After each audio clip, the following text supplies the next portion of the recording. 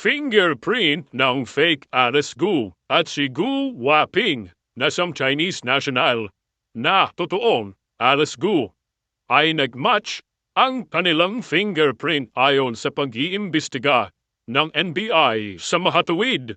Ang fake Alice Gu at si Gu Waping ay iisang tao at ang Alice Gu ay ninakaw lamang di umano sa isang babae.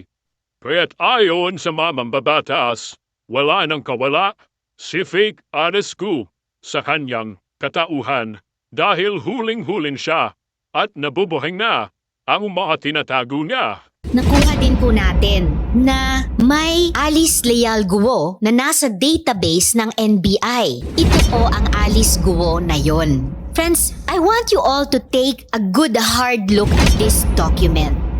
Same ang birthday sa birth certificate ni Alice Leal Guo na tumakbong mayor.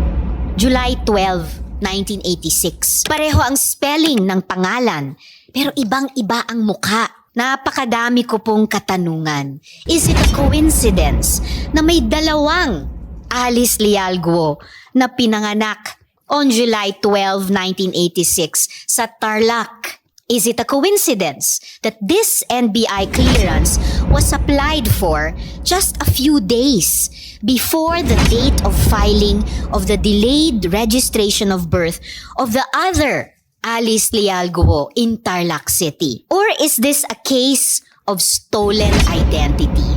Has Guo Haping assumed the identity of a Filipino woman and then nearly a decade later run for public office? Sino po ang babaeng ito na may pangalang Alice Leal Guo pero hindi kamukha ni Mayor?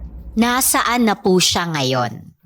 Bakit kailangan ni Guo Haping nakawin ang pagkatao ni Ms. Alice Leal Guo kung mayroon na siyang validly issued investor's visa na papahintulutan siyang mamalagi dito? Which leads us to our next question.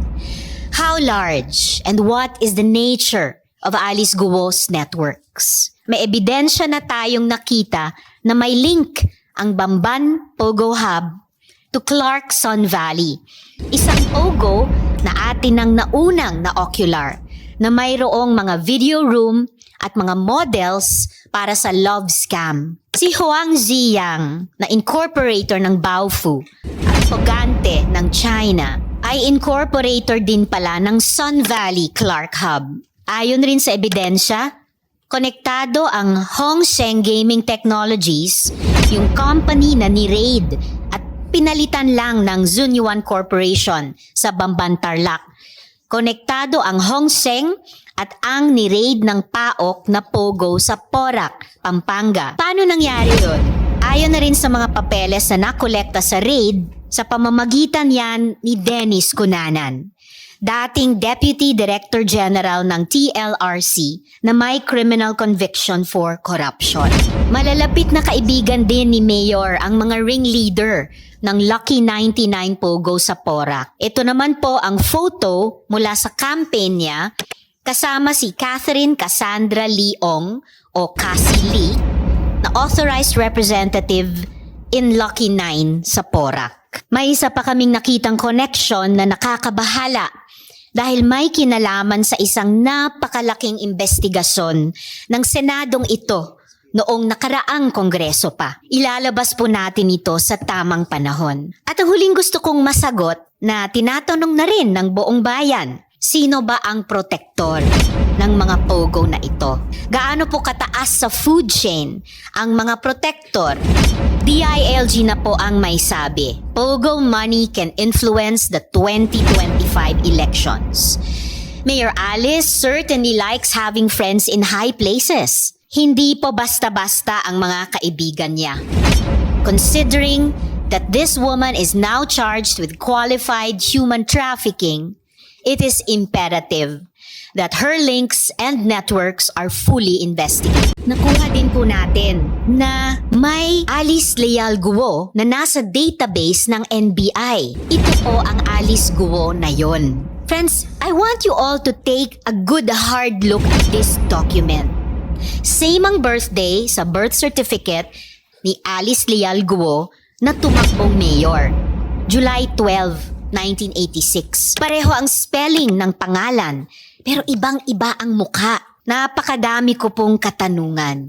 Is it a coincidence na may dalawang Alice Leal Guo na pinanganak on July 12, 1986 sa Tarlac? Is it a coincidence that this NBI clearance was applied for just a few days before the date of filing of the delayed registration of birth of the other Alice Leal Guo in Tarlac City? Or is this a case of stolen identity?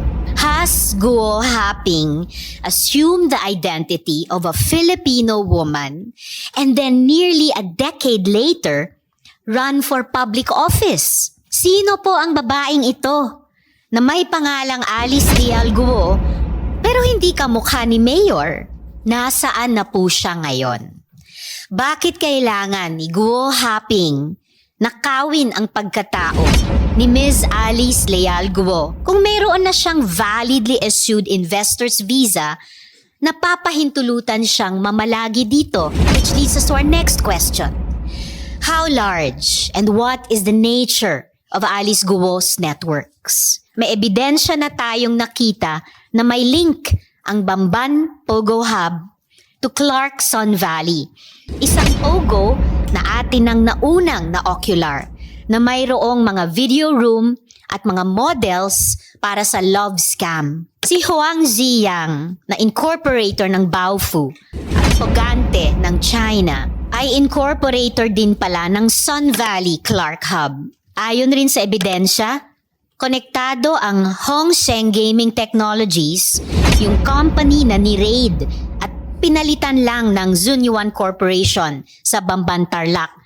Konektado ang Hongsheng at ang ni-raid ng PAOK na Pogo sa Porac, Pampanga. Paano nangyari yun? Ayon na rin sa mga papeles na nakolekta sa raid, sa pamamagitan yan ni Dennis Cunanan, dating Deputy Director General ng TLRC na may criminal conviction for corruption. Malalapit na kaibigan din ni Mayor ang mga ringleader ng Lucky 99 Pogo sa Porac. Ito naman po ang photo mula sa campaign niya kasama si Catherine Cassandra Leong o Cassie Lee na authorized representative in Lucky 9 sa Porac. May isa pa kaming nakitang connection na nakakabahala dahil may kinalaman sa isang napakalaking investigasyon ng Senadong ito noong nakaraang kongreso pa. Ilalabas po natin ito sa tamang panahon. At ang huling gusto kong masagot na tinatanong na rin ng buong bayan, sino ba ang protektor ng mga pogo na ito? Gaano po kataas sa food chain ang mga protektor? DILG na po ang may sabi, Pogo money can influence the 2025 elections.